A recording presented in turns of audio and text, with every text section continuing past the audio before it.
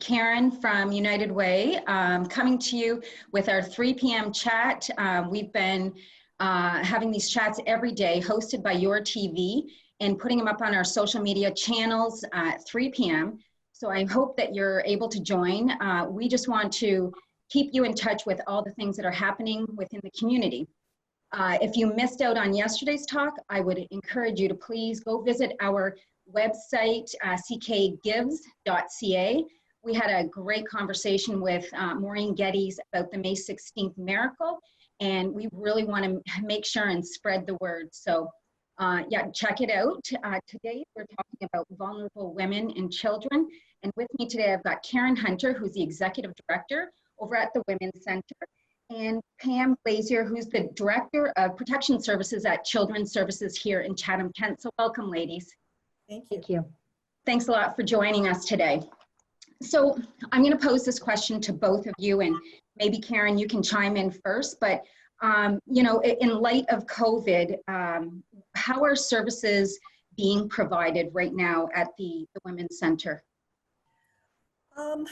Well, the Women's Center remains open. We're open 24/7 with our emergency crisis shelter. Our emergency crisis line, support line remains open as well.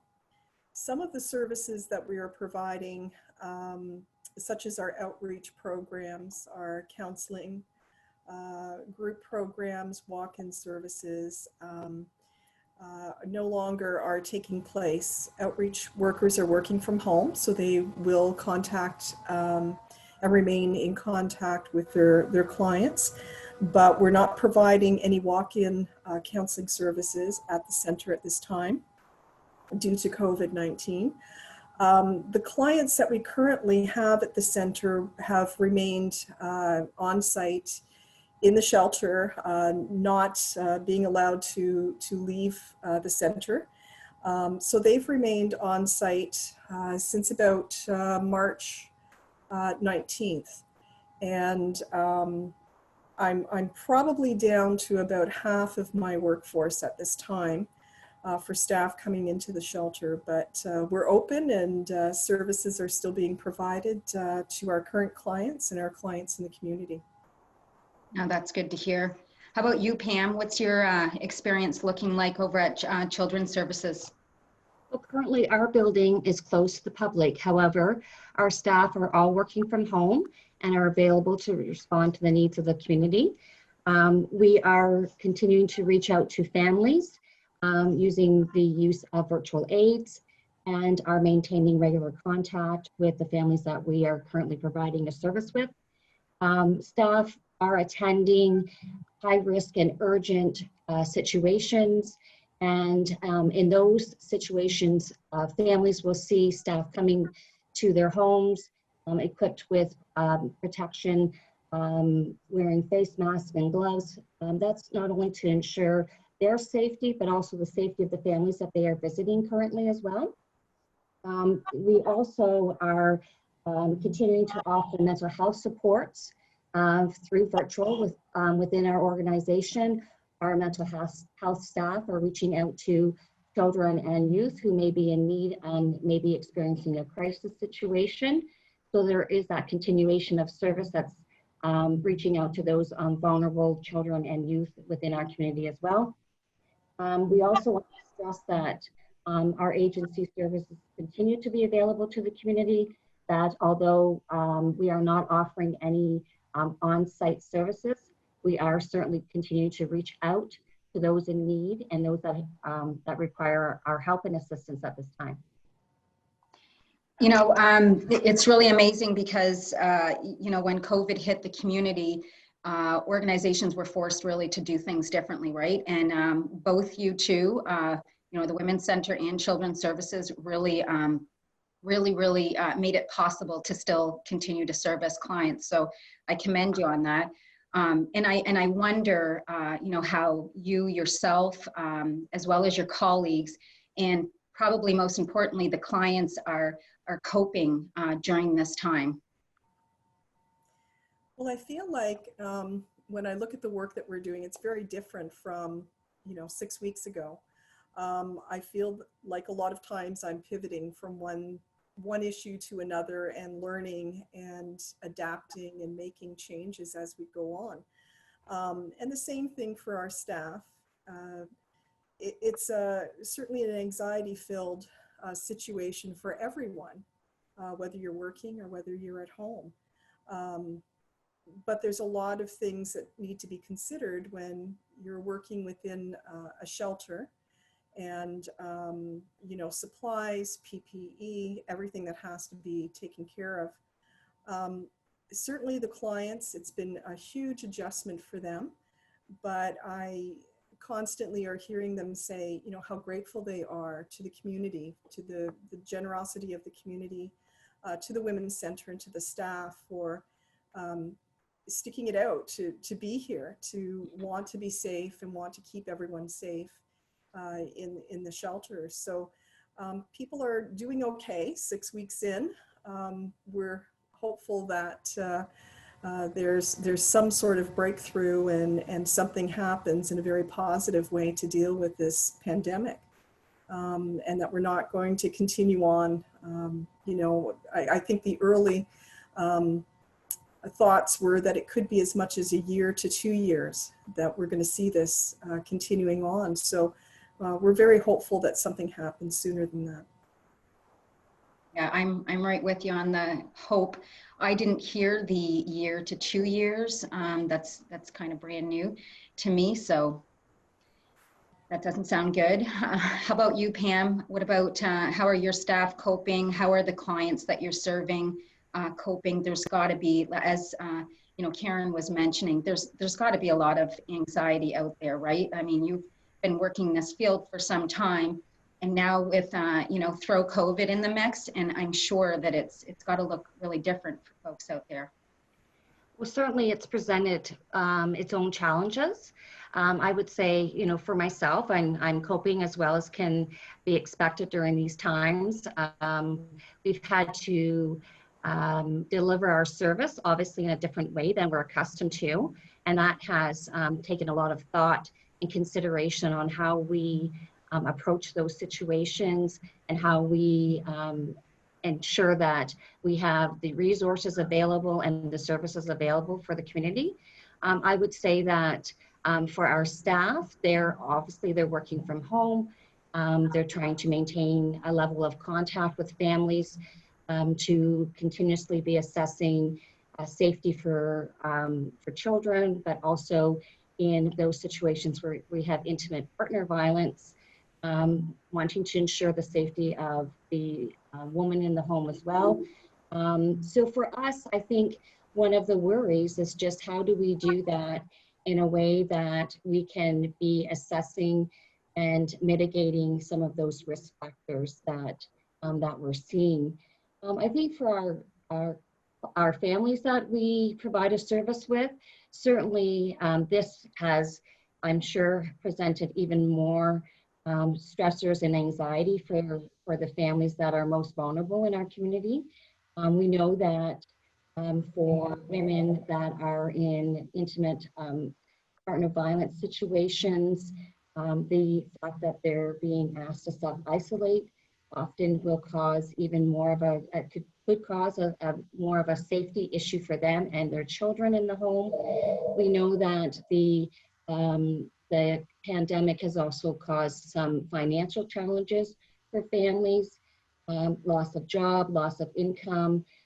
There's many factors that contribute to even more stress and anxiety. Certainly one of our worries is being able to reach out to women and children and to ensure that they are safe, but also having the capacity to do that in a way that is private and confidential. And it's very challenging and difficult to do when we're doing most of our contact with virtual aid.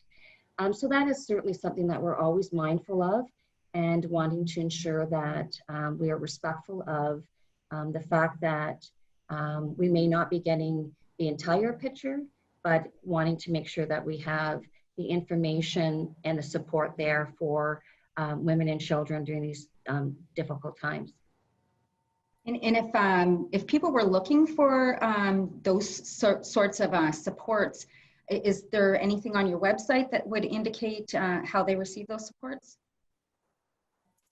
We have, certainly we have Facebook, we have a website which offers some supports. We know that right now our numbers are, in terms of referrals and calls, are somewhat down. We know that this pandemic hasn't lessened the amount of violence or abuse that's taking place. It just makes it more difficult for women to reach out and receive those supports. And in fact, we would say that it's kind of an eerie situation, how quiet sometimes it is. And a lot of times we think the pandemic, if nothing else, has silenced people. People have to be very creative to look for the resources. When women are under surveillance by their abuser, it makes it extremely difficult for them to call out for help. If they're not alone, even for 5 minutes, or they can't get on the computer to access some of the resources or pick up the phone. We've tried to suggest to people, if you have an animal, maybe take the animal out more for a walk, or look for different ways to reach out to neighbors. And if you absolutely need help, and you can, run to a neighbor and ask for assistance. But certainly this pandemic has made it extremely difficult for people to access those resources and services. Well, women must have a challenging time reaching out outside of COVID times, right? So this is really, I can imagine that this is really, making a huge difference. How about you, Pam? Is there anything that you'd like to share as far as resources on your website? Yes, certainly. If the community would like to access our website, we have some information that speaks to some coping skills that are advice on activities that you may be doing with your children while you're at home. We have a wide variety of resources that parents can access that can assist them during these times as well. That's fantastic. Karen, I just want to pose this last question to you, just because, we support a food bank in Tilbury, right? So I know the challenges of receiving donations during this period. I know that many people have, reached out wanting to help. What can people do to help? And is there anything that you feel is really important for the public to know about, receiving donations at this time? The community is just fantastic. They're very supportive. We've had a number of people express their concern about what kind of supplies we have for women and children, and how to get those supplies, those donations to us. Unfortunately, at this time, because of the pandemic, we cannot receive donations. We would have to find a way of opening the door, taking in those donations and sanitizing them. And we've had to ask people not to drop off their donations at this time. And that's been difficult because we certainly could use the support and the help. People have asked if they could donate money, and certainly that would be excellent. We can certainly use the money right now.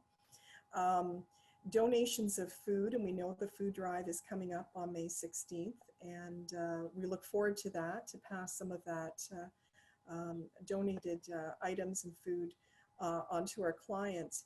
But again, everything will have to be sanitized before we pass that on. So that's a very difficult task for staff who are already extremely busy with clients and answering crisis calls. But so we ask that if donations, if people do want to donate something, if it could be in the form of maybe gift cards that would be smaller, we could sanitize those and pass them on. Certainly financial support. They can go to our website, CKWC.ca, and or they can call us at the center to make a financial donation if they so wish. But right now, gently used clothing, all sorts of toiletry products, we just can't accept, unfortunately. So hang on to it until this is over. Right, exactly. So I do want to touch on, you mentioned the May 16th miracle, and I did, you know, open with that. I was on the line with Maureen Geddes yesterday, and we were talking about some of the, how they were dealing with, you know, making sure that items were sanitized. So they are working on on the logistics around that, whether it's messaging going out to the community saying, you know, before you touch your canned good and put it on your porch, please wash your hands. You know, the volunteers are all going to be equipped with PPE, and there will be sanitation sites where when the food arrives to that site, not only will it be sorted by expiry date and food type, but it'll all be sanitized and packaged back up, because we want to ensure folks like yourself, Karen, who are you know, in need of those basic needs for your own clients are safe. So I just want to ensure you on that. So is there anything else that either of you two ladies would like to add? Or do you think we've covered everything? I think it's just really important to remind our community that we are relying on them right now to be the kind of at the front line of ensuring the safety and well-being of women and children in our community. And for our agency, we're often reliant on the schools and daycares and other service providers as referrents. But with the reduced access to services at this time, we are really are confident that our community will remain the safeguards, and we will rely on them to share that responsibility right now of keeping our most vulnerable members of our community safe. Absolutely. Pam's points are excellent and right on. The money, we do rely heavily on neighbors and friends and family to watch out for those individuals in our community who we know or we suspect. And sometimes people don't know if a woman is being abused, but there's some suspicion.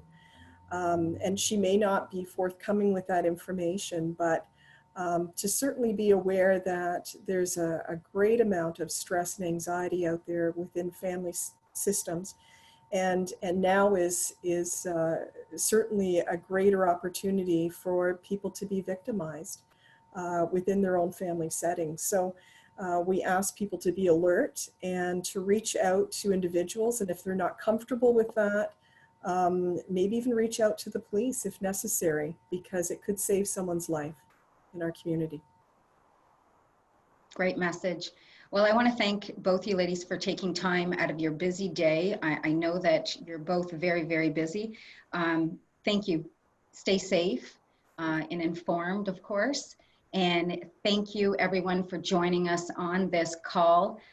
If you're looking for help, if you're wanting to give help, or if you're wanting to donate, please visit our ckgives.ca for a list of resources and volunteer opportunities. So thank you again, ladies. Thank you.